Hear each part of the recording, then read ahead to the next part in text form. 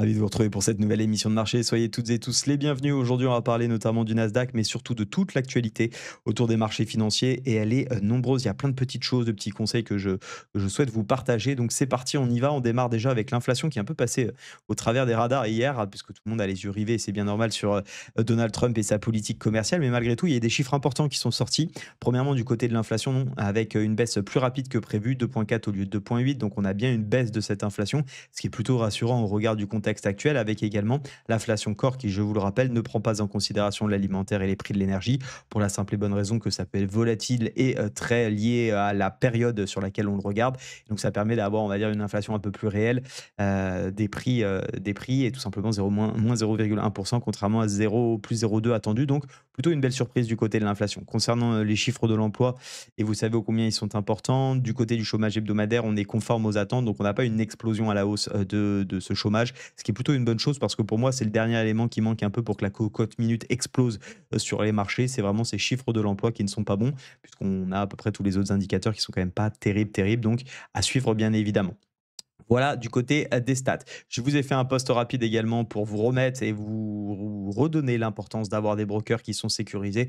Donc, simplement, si vous tradez sur un broker, vérifiez qu'il n'est pas sur la liste noire de l'AMF. Je vous l'ai mis juste ici. Hier soir, j'ai sorti un guide sur. En fait, c'est un guide. Quand je parle de guide, c'est plutôt des conseils que je m'applique à moi-même et que je partage avec les personnes que je forme, notamment sur l'investissement en bourse. C'est des pistes de réflexion que vous pouvez intégrer, bien évidemment, notamment si vous avez fait peut-être des erreurs récemment, peut-être que vous êtes précipité. Bref, il y a plein de petites choses qui vont essayer justement de vous dire, est-ce que c'est des erreurs ou c'est juste des conditions de marché finalement qui font que votre comment dire, votre investissement n'est pas forcément dans le bon timing, et ça peut arriver. Encore une fois, l'investissement, il faut pas se dire: «Mince, j'ai mal fait», on fera toujours des mauvaises choses. Le seul point qu'on peut essayer de voir, c'est est-ce que c'est une erreur ou pas? Et c'est, quelques pistes de réflexion que je vous partage ici dans cette vidéo. Je vous laisserai apprécier.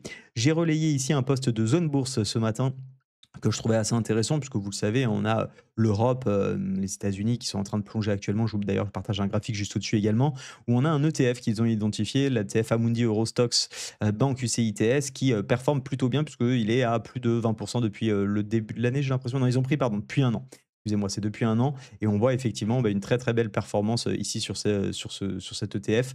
Voilà, c'est 16% depuis le 1er janvier, il me semblait bien avoir vu cette data. Donc des pistes de réflexion, bien évidemment, si vous êtes intéressé par des ETF peut-être un peu plus sectoriels, très sectoriels, puisqu'on se concentre ici sur les bancaires et qui plus est sur l'Europe. L'eurobond, je le disais, de courte durée hier, on a finalement fini par corriger, suite à la grosse impulsion de mercredi. C'était un petit peu logique. Pour moi, on reste dans des tendances baissières, donc je pense que c'est plus une porte de sortie qui a été offerte, et je reste assez baissier malgré tout. On va reparler sur le Nasdaq des différents setups, même si le setup acheteur est en train de se mettre en place. Donc c'est là où il y a pas mal d'indécision et que pour moi, je trouve ça assez compliqué. On va revenir dessus. Pour moi, sur le Bitcoin également, j'ai décidé de vous en parler un peu plus en détail, parce que je vois beaucoup d'optimisme sur les marchés en disant: «Ah ça y est, le Bitcoin rebondit». Excusez-moi, moi je ne vois absolument rien de positif, en tout cas sur cette vue daily. On a un double top qui s'est mis en place, on a un range également qu'on avait vu, qui est le double top ni plus ni moins, qui a été tentative de réintégration rejetée. On a ce triangle symétrique qui est une figure chartiste de continuation à la baisse, qui a cassé et qui est pour l'instant pullbacké. On a une oblique qui maintient les prix à la baisse. Alors bien sûr que ça peut repartir à la hausse, mais j'ai envie de dire, d'un point de vue configuration, c'est quand même essayer, vous me permettrez l'expression, de pisser contre le vent, et donc d'essayer effectivement de tenter un petit peu un coup de poker ici. J'en suis pas totalement convaincu, chacun sera libre bien évidemment de prendre ses décisions à ce niveau-là, mais pour moi je reste bien évidemment à l'écart.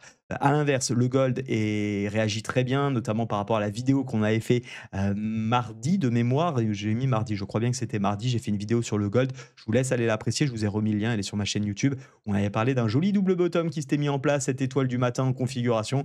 Retour sur support, ça a plutôt très bien marché. Donc encore une fois, l'analyse technique nous aide à prendre des bonnes décisions quand on sait bien l'utiliser. Et c'était plutôt intéressant de ce côté-là. Concernant l'actualité des marchés financiers, j'en ai fait un petit peu un résumé rapide sur quelques points. Je me suis notamment appuyé sur l'article de Zone Bourse de ce matin, qui est extrêmement intéressant, où j'ai repris les datas qui sont communiquées dedans. Je trouve que c'est un article de très bonne qualité, comme tous les jours, qui a été publié, et qui résume assez bien les choses. Mercredi, rebond spectaculaire aux US, plus 10% sur le S&P 500, pour finalement avoir une rechute assez importante, moins 3,5. Bien évidemment, quand on dézoome, on sait qu'on est dans une tendance baissière actuellement. Pourquoi? Parce que les tensions restent entières malgré les annonces. Rendement obligataire US en forte hausse, je vous en parle un petit peu plus bas.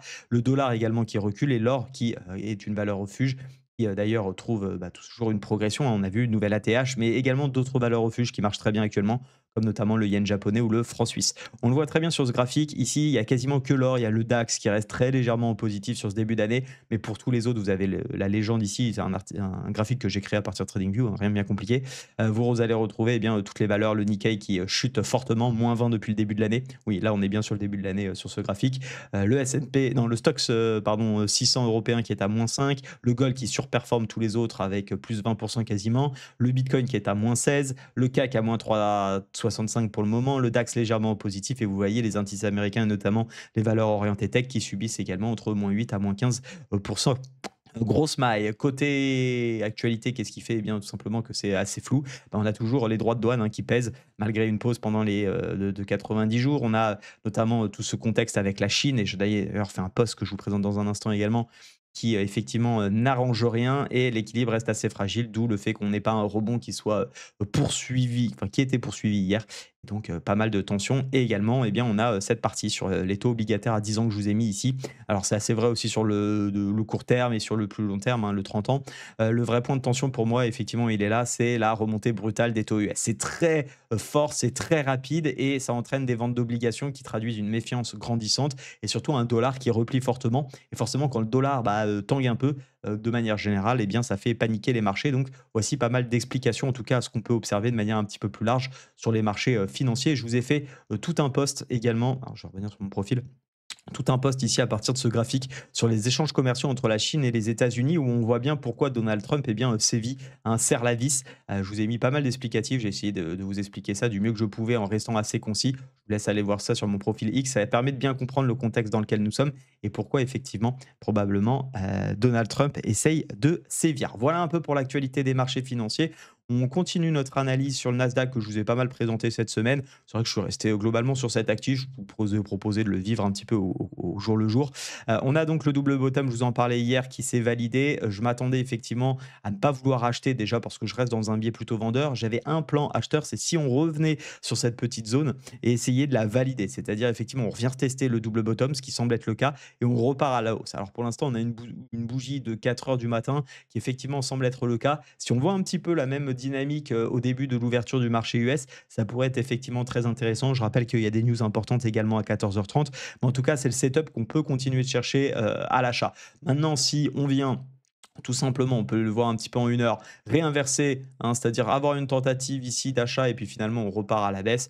Finalement, c'est tout simplement ici une fausse cassure de la zone de polarité. Je vous rappelle qu'on avait identifié depuis un moment qui a très bien servi et donc finalement elle aurait servi une fois de support, on la casse, on repart à la baisse. Pour moi, elle devient donc résistance et on peut se repositionner dans le sens de la tendance de fond. C'est plutôt le scénario que j'aimerais voir parce que je serais plus à l'aise à le trader car il suit mes tendances, car il suit l'actualité également fondamentale.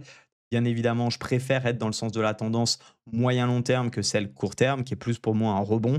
Bien évidemment, je peux me planter, ça ne serait pas la première fois, ça ne sera sûrement pas la dernière fois. Simplement, je suis mes plans et je suis plus à l'aise à chercher des ventes dans ce marché au regard du contexte que l'on a, parce qu'encore une fois, je ne trouve pas qu'il y ait vraiment d'éléments rassurants, d'autant plus quand on voit ce qui se passe du côté de la Chine. Qu'est-ce qu'il pourrait y avoir en termes de catalyseur? Si effectivement Donald Trump faisait un petit peu volte-face par rapport à la Chine, qu'on entend qu'il y a des négociations qui se mettent en place, que finalement on descend les droits de douane par rapport aux 145% mis actuellement. Bref, il y a pas mal de choses qui peuvent jouer là-dessus. Voilà un petit peu pour l'actualité d'aujourd'hui. N'hésitez pas à me rejoindre sur X et à visionner la vidéo d'hier. Et moi, je vous retrouve également ce week-end ou peut-être même d'ailleurs dès ce soir avec une vidéo où je vous parlerai des 5 entreprises, enfin 5 entreprises que j'ai identifiées parmi 15 d'ailleurs éligibles au PEA. Je pense que ça peut vous intéresser. Mais ça très rapidement. Et je vous laisse avec une autre vidéo sur la bourse et le trading. À très vite, soyez prudents sur les marchés. Ciao, ciao.